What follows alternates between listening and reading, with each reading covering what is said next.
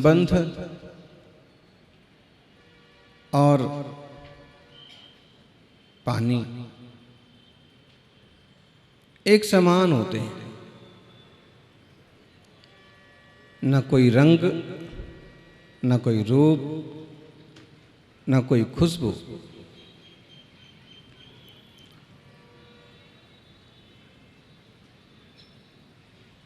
संबंध और पानी एक समान होते हैं, ना कोई रंग, ना कोई रूप, ना कोई खुशबू, फिर भी जीवन और अस्तित्व के लिए सबसे महत्वपूर्ण होते हैं। संबंधों में रंग नहीं होते हैं और दुनिया कहती है कि पानी में भी रंग नहीं होता, जो कि जिनवाणी कहती है कि पानी में भी रंग है, स्पर्श गंध वर्ण है।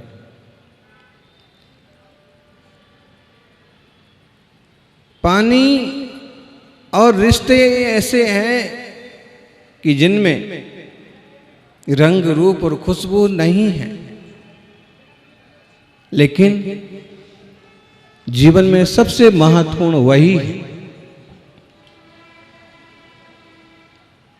पानी ना मिले तो जीवन मुश्किल हो जाए, और संसारी जनों के अगर कोई संबंधी ना हो तो भी जीवन मुश्किल हो जाए। लोग तो जोड़ जोड़ करके खुश होते हैं कि देखिए हमारे इतने रिश्तेदार हो गए, हमारे इतने परिचय वाले हैं, हमें इतने लोग पहचानने वाले हैं। इसका मतलब है कि बेशकीमती हैं दोनों, और दोनों की सार संभाल करना चाहिए।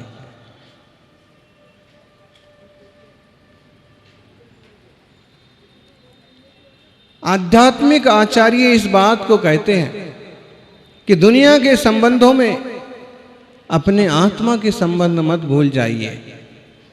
दुनिया से जो तुम्हारे संबंध हैं वो भिन्न व्यक्ति से, भिन्न द्रव्य से तुम्हारे संबंध हैं, लेकिन तुम्हारा तुमसे ही जो संबंध है वो अभिन्न है। कभी अपने अभिन्न स्वभाव की दृष्टि भी तो कीजिए।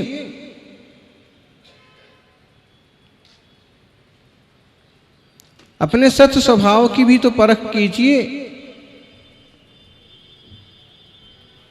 न हवदि यदि सद्दब्बम असद्धुवम हवदि तम कहम दब्बम हवदि पुणो अन्नम्बा तम्हा दब्बम स्वयं सत्ता।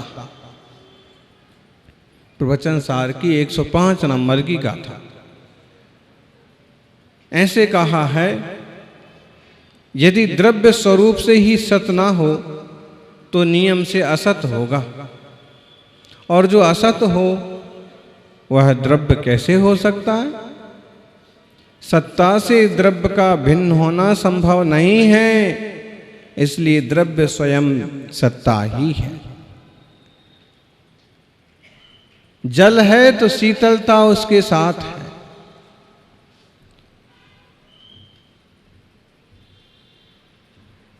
द्रव्यता उसके साथ। यदि द्रव्य स्वरूप से ही सत ना हो, अस्तित्ववान ना हो, असत होगा, तो अगर ऐसे कहा जाए कि किसी और की सत्ता है ही नहीं, तो ये सब जो दिख रहा है ये क्या है? बोली माया है। जो साक्षात आंखों से दिख रहा है, व्यवहार में आ रहा है, उसे माया कहते हैं, और जो दिख नहीं रहा है, व्यवहार का विषय नहीं है, उसे सत कहते हैं, उसका स्वामित्व कहते हैं। कितनी जबरदस्त भूल है। बात तो ऐसी है कि द्रव्य स्वयं ही सत स्वभाव वाला हमारे आत्मा का अस्तित्व है। जैसे वृक्ष, पौधे, पशु, पंछी, इन सबों का भी अस्तित्व है। यदि द्रव्य स्वरूप से ही सत ना हो तो दूसरी गति यह होगी कि वह असत होगा। सत ना होगा तो क्या होगा? असत होगा। सत्य ना होगा तो क्या होगा? झूठ होगा। अहिंसा ना होगी तो क्या होगा? हिंसा होगी। यदि वह असत हो तो द्रव्य के असंभव होने के कारण स्वयं स्थिर न होने से द्रव्य ही असत हो जाएगा। ऐसा दिखता तो नहीं है, सबकी सत्ता दिखती है, आपकी अपनी सत्ता है कि नहीं? बोलो, दुनिया में किसकी सत्ता है? लोग कहते हैं कि एक ईश्वर की सत्ता चलती है। जो लोग वैदिक संस्कृति को मानते हैं वो कहेंगे कि एक ब्रह्मा की सत्ता है। विष्णु जी को मानते हैं वो कहेंगे कि वैष्णव विष्णु की ही संत। शिव जी की ही खास मान्यता करने वाले क्या बोलेंगे? सब कुछ जो है ये सब महादेव का विस्तार है, साम्राज्य है। क्योंकि कोई लोग हैं ऐसे दुनिया में कि सिर्फ ब्रह्मा को ही मानते हैं, सिर्फ विष्णु को ही मानते हैं, सिर्फ महेश को ही मानते हैं। फिर कोई लोग तीनों की तिकड़ी को भी मानते हैं, ट्रिनिटी को भी मानते हैं।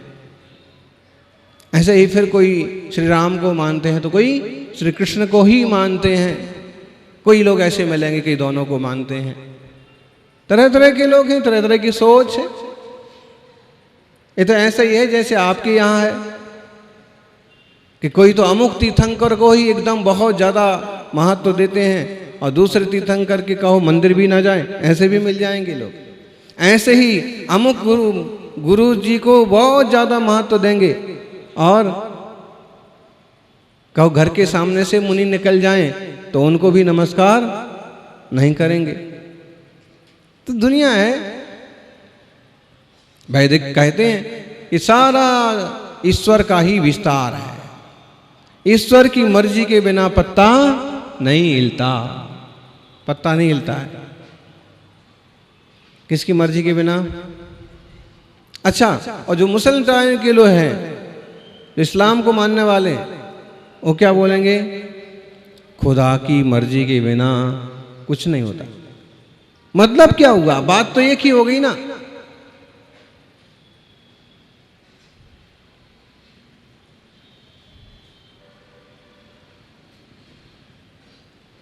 इस संसार में किसकी सत्ता है? उन्हें एक की सत्ता मानी, किसी ने दो की सत्ता मानी, किसी ने तीन की सत्ता मानी। जिन दर्शन कहता है कि जितने सारे द्रव्य हैं सबकी अपनी अपनी सत्ता है। सारे द्रव्यों की सादृश्य अस्तित्व की अपेक्षा से एक महासत्ता कही जा सकती है, लेकिन फिर भी स्वरूपास्तित्व की अपेक्षा से भिन्न भिन्न है। जैसे आपने कहा कि हमारा परिवार तो एक ही है। हमारे दादा दिल्ली में रहते हैं, काका मुंबई में रहते हैं, हम जयपुर में रहते हैं, कुछ लोग भरतपुर में रहते हैं, कुछ लोग, फिर भी हमारा परिवार तो एक ही है। किस अपेक्षा से कहा आपने? परिवार की अपेक्षा से, सादृश्य अस्तित्व की अपेक्षा से कि वो हमारे ही हैं। लेकिन स्वरूप अस्तित्व की अपेक्षा से फिर आगे अगर बात बढ़ेगी तो आप कहोगे लेकिन बिजनेस सब अलग अलग करते हैं। उनका बिजनेस इस चीज का है, उनका बिजनेस इस चीज का है, हमारा ऐसा है, फिर बिजनेस अलग। घर भी सबके अलग अलग है। विषय बदल गया ना। पर और आगे चले जाएंगे तो स्वरूप पर आ जाएंगे कि भाई इस घर में रहते हैं, व्यापार तो पापा जी संभालते हैं, मैं तो भैया वृत्ति में महाराज जी की सेवा में ही ज़्यादा समय रहता। इस स्वरूप अस्तित्व पर आ गया। मतलब तुम्हारी अपनी सत्ता है और उनकी, तो एक सादृश्य अस्तित्व की अपेक्षा से हम कह सकते हैं कि पूरा एक है, लेकिन स्वरूप अस्तित्व की अपेक्षा से प्रत्येक व्यक्ति भिन्न भिन्न भी तो है।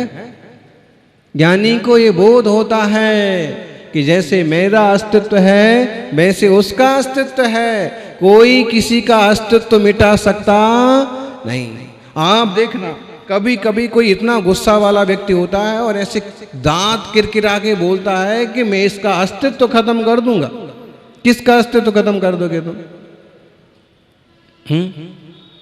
कैसे अस्तित्व खत्म कर दोगे?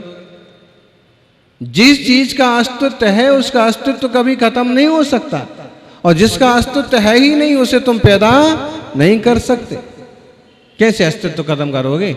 या तो तुम उसका अपमान करके, निंदा करके, अफवाह करके उसकी बेइज्जती कराओगे, तो समाज में उसकी पूंछ कम हो जाएगी, ऐसे ही करोगे और क्या करोगे? या फिर जैसे नक्सलवादी आतंकवादी करते हैं कि उसकी जान ले लोगे। जान ले लोगे तो क्या करोगे? क्या वो जीव खत्म हो जाएगा? ना वो जीव खत्म होगा और ना वो जो शरीर की बॉडी में पुद्गल की संरचना है वो भी खत्म होगी, वो भी कोई रूप बदल जाएगा। लोगों की मूर्खता देखो, जीव को जीव नहीं समझने से, पुद्गल को पुद्गल नहीं समझने से, जड़ को जड़ नहीं समझने से, चेतन को चेतन नहीं समझने से और अस्तित्व को अस्तित्व नहीं समझने से बड़ी विसंगतियां पैदा होती हैं।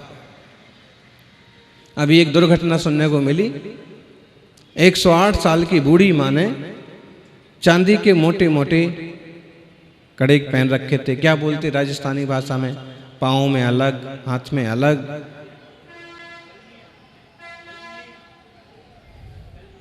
कलियां,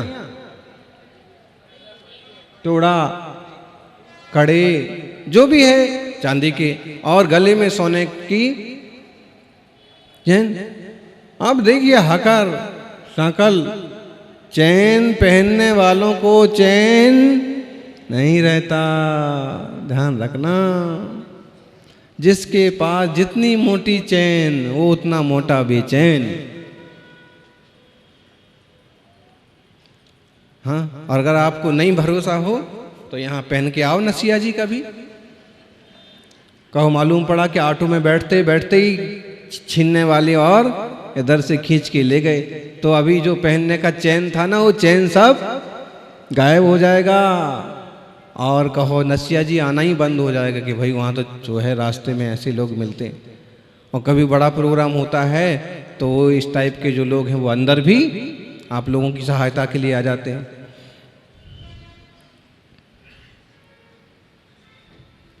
आपकी तो चैन सही है, आप सही जगह पर, लेकिन ये सच्ची बात है। कहने को एक जुमला टाइप का लगता है कि जिसके पास चैन वो सबसे ज्यादा बेचैन। और इसका कहने का आशय यह है कि जिसके पास जितना ज्यादा परिग्रह है या आसक्ति की बुद्धि है और वह उतने ज्यादा एक तरह से परेशान रहते हैं। कितने लोगों तो बिल्कुल अपने टटोल के देख ली कि है कि नहीं है। मतलब है जितना ज़्यादा परिग्रह होता है उतने ज़्यादा विकल्प होते हैं। अब आप लोगों ने तो अपना हाथ लगा लगा के देख भी लिया कि हाँ हाँ है, लेकिन मुनि महाराज ने, किसी ने, माता जी ने लगाया अपना हाथ? क्यों नहीं लगाया? है ही नहीं। तो जिसके पास चैन वो उतना ज़्यादा बेचैन। और सबसे बड़ी मूर्खता ये देखिए कि चोरी करने वाले लोग भी कोई ज्ञानी थोड़ी हैं, तो जड़ दृष्टि वाले ही हैं। तो क्या हुआ उस बूढ़ी माँ के साथ कि घर के लोग इधर उधर हो गए तो किसी ने, इस टाइप की बदनीयत वाले ने, उसके पाँव काट दिए। वो खुलती नहीं है अक्सर कर, वो उस टाइप से बनती हैं और इस टाइप से उसको पैक किया जाता है कि वो आसानी से निकलती नहीं है, खुलती नहीं है। तो पाँव ही काट दिए, गला भी काटा। बताइए हैं? अस्पताल में ऐसे में इसमें भर्ती है, सीरियस है। अब इसमें समझने की बात क्या है? समझने की बात यह है कि जड़ के पीछे किसी चेतनधारी का कितना भयंकर नुकसान। किसी की चेतना को खत्म करके भी तुम जड़ को पाना चाहते, तो ये निश्चित है कि अगर तुम इस प्रकार से, तुम का मतलब समझना, इस टाइप की हरकत करने वाला व्यक्ति जो है कि अगर वह किसी दूसरे से छीनेगा तो वस्तु उसके पास रहेगी क्या हमेशा? और किसी को दुख दे दे करके आप जो कुछ भी पालेंगे ना ज्ञानी, कभी ना कभी वो उसी रास्ते जाता है। चोरों के घर ना बसे, उल्टे जेल में जरूर बसने को मिल जाता है। अब बदनामी अलग हाथ रखती है। अगर ये समझ लिया जाए कि जड़ जड़ है, चेतन चेतन है, और कोई भी जड़ मेरे पास भी शाश्वत रूप से रहने वाला नहीं। जड़ के पीछे किसी चेतन को क्यों तकलीफ दी जाए?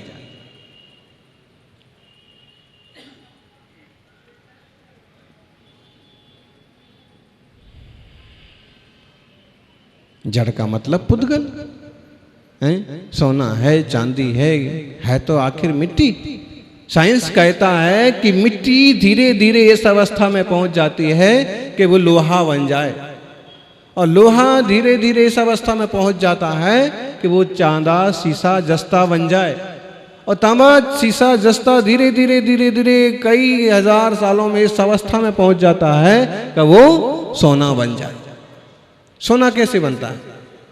अगर ऐसे बनाना चाहो आप, सोना बनाने की विधि भी है। सोना बनाने की विधि किस किस को सीखना है? किसी को नहीं सीखना। इतने बढ़िया, इतने निर्लोभी लोग तो पहली बार देखने को मिल रहे हैं, और एक तरफ दूसरे वो लोभी लोग देखो ना कि वो सोना कमाने के चक्कर में प्रवचन में भी नहीं आए। तो आप लोग बहुत निर्लोभी हैं। कहां पर? दिल्ली में सोना बनाने के लिए रहे थे तुम? सोना बनाया था? तो जिनको सीखना हो सोना बनाना, ये महाराज जी से आकर के सीख लेना।